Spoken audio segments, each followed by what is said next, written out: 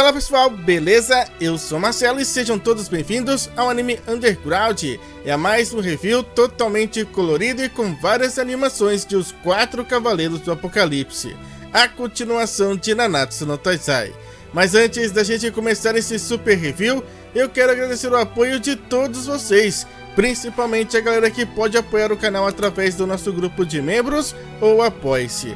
A ajuda de vocês é muito importante para que eu possa continuar com esse trabalho, e a forma de retribuir essa ajuda é com alguns benefícios, como assistir esse vídeo antecipadamente, fora muitos outros, que você pode descobrir acessando o Seja Membro ou Apoie-se do canal. E para quem não pode apoiar dessa forma, apoie sempre deixando o seu like e compartilhando esse vídeo com seus amigos. E se você ainda não é inscrito aqui no canal, se inscreve, não custa nada e eu te garanto que você não vai se arrepender. Agora sim, recado dado, bora pro vídeo.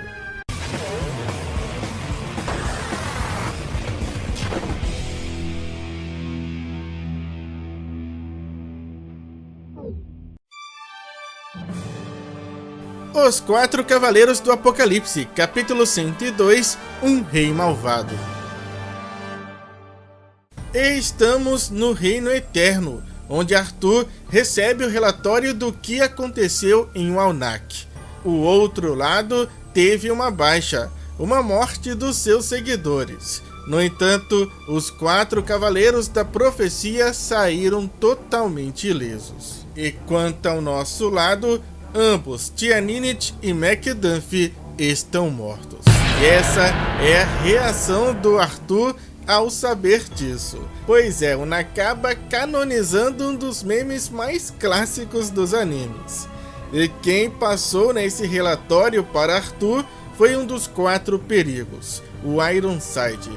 No entanto, segundo a Guinevere, ele omitiu um pequeno detalhe, que um dos Cavaleiros do Caos foi morto por ele. E além disso, ela abomina sua conduta, dizendo que usar a inversão de maldição para silenciar aquela mulher usando a própria magia que ele lhe deu é muito perverso. No entanto, o Ironside se defende, dizendo que contramedidas contra possíveis traições são essenciais, pois seria um incômodo ter alguém levando outras pessoas para o Reino Eterno por benefício próprio. Mas ainda assim, segundo a própria Guinevere, o que aconteceu era o significado de pagar um preço maior por tentar desafiar o destino, pois devido suas ordens patéticas, dois dos seus cavaleiros perderam suas vidas, duas pessoas que tinham muito a viver ainda. E Ironside, preocupado com seu rei,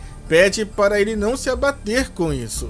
Porém, o Rei do Caos apenas diz: então é esse o preço por desafiar o destino? E repentinamente Arthur, euforicamente, começa a dizer: nem é pra tanto assim, apenas 2 peões morreram, então eu praticamente ainda estou no lucro.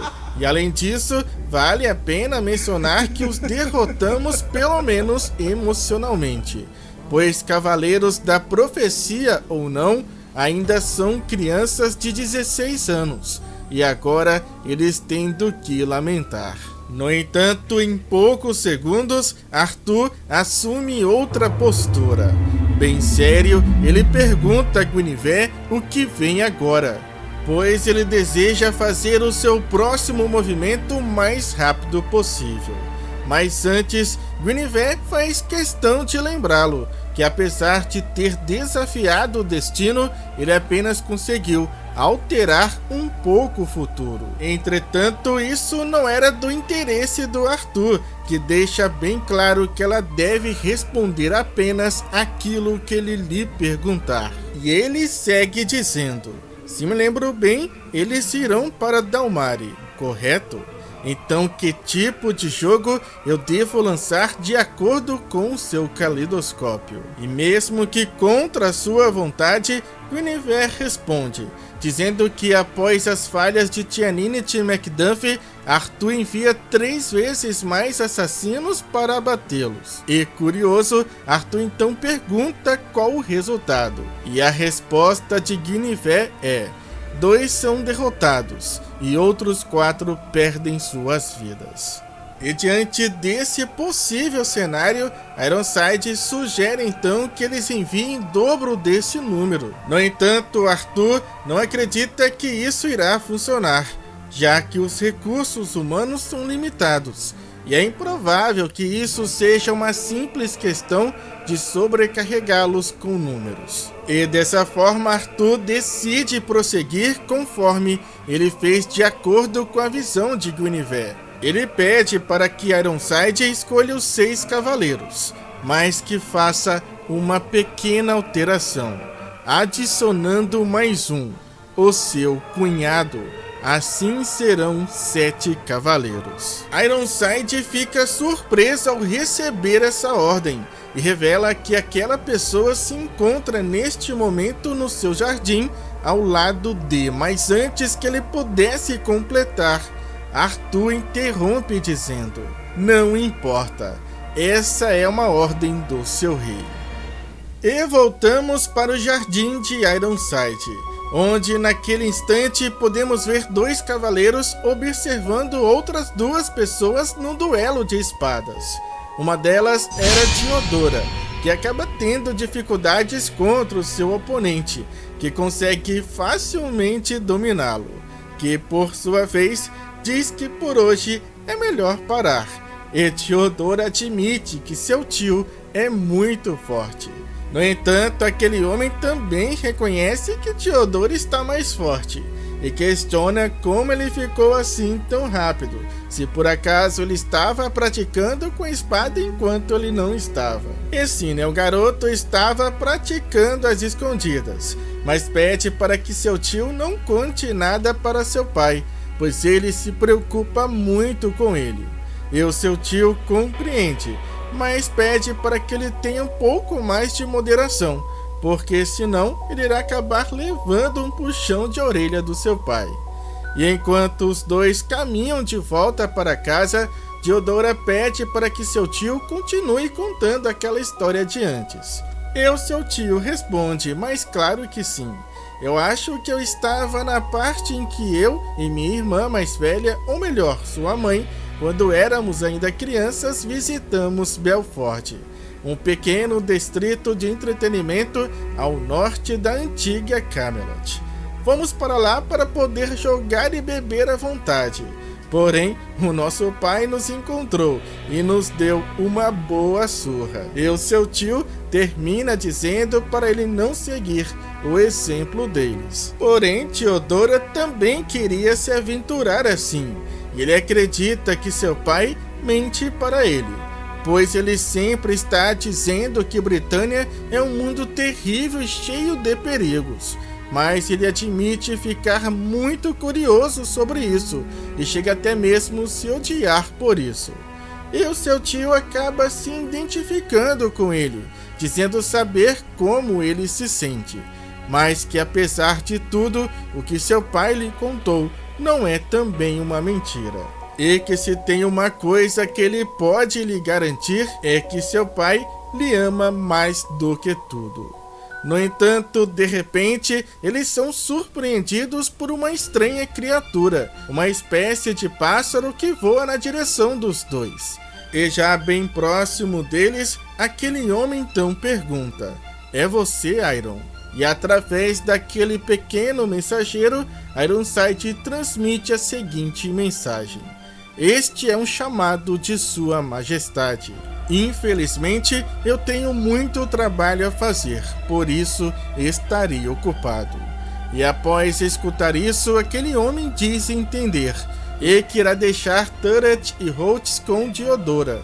E aqueles 2 cavaleiros prometem cuidar bem do garoto. E por fim, aquele cavaleiro invoca sua armadura, enquanto escuta as últimas palavras de Ironside: "Me desculpe, conto com você, Mortlac."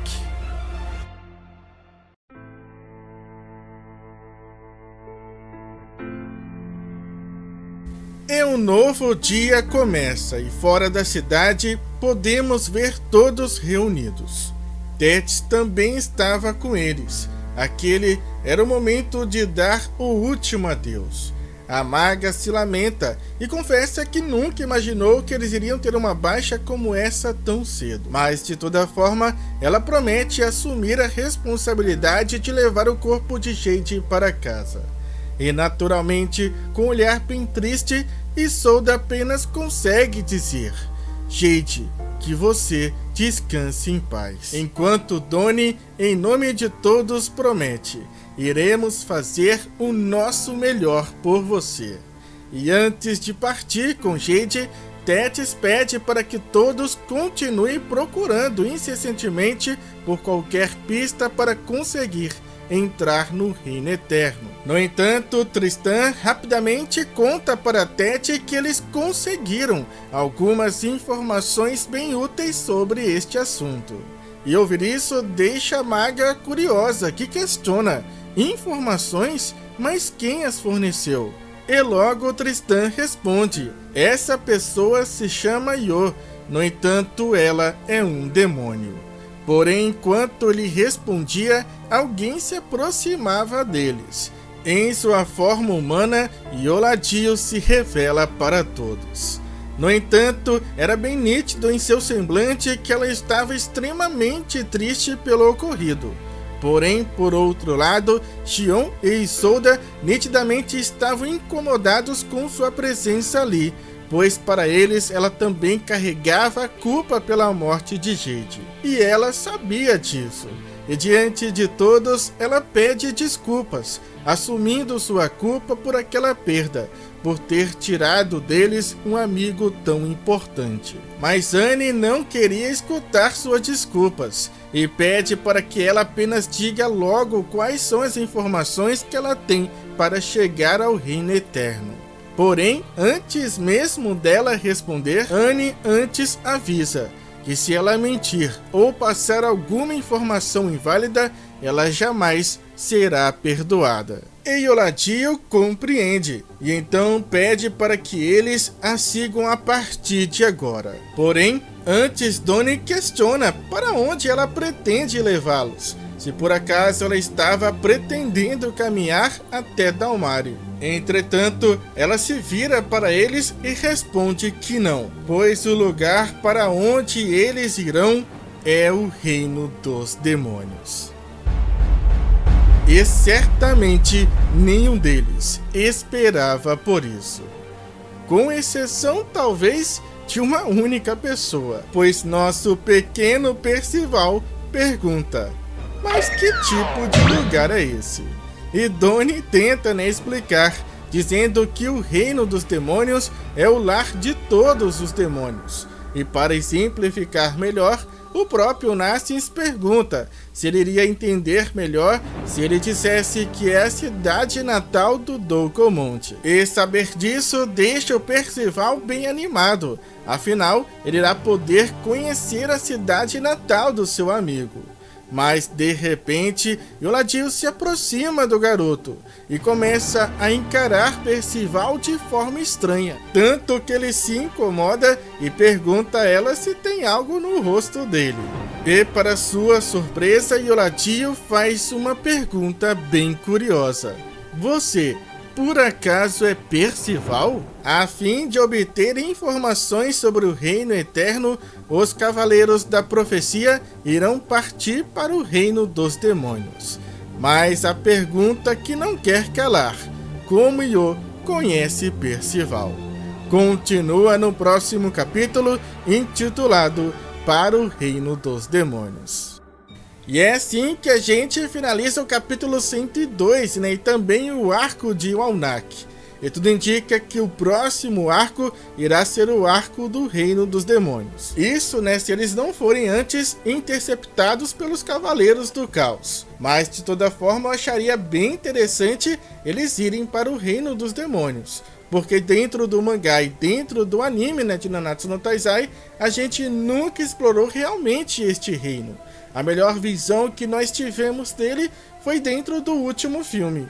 Inclusive, eu estou curioso para saber como eles irão sobreviver ao ambiente do mundo demoníaco. Afinal, como a gente viu lá no filme, o reino dos demônios possui um forte miasma que afeta aqueles que não são naturalmente demônios. Tanto, que para se proteger dele, a própria Elizabeth foi obrigada a ativar uma proteção divina. No entanto, se for o que eu estou imaginando, é bem provável que novamente o miasma tenha desaparecido.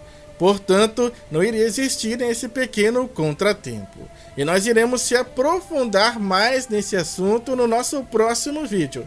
E também aí nos comentários. Pois me digam aí o que vocês acharam do desfecho do arco de Alnak e o que esperam do começo desse novo arco. E agora eu quero agradecer ao Márcio, Ítalo, Emanuele e Igor que fizeram a coloração de todas as imagens usadas neste vídeo. E caso vocês queiram ver outros trabalhos sensacionais desses artistas, o Instagram de cada um deles vai estar na tela para vocês. Muito obrigado, eu agradeço também a cada um de vocês e espero vê-los, claro, no nosso próximo vídeo. Falou, fui, é nóis!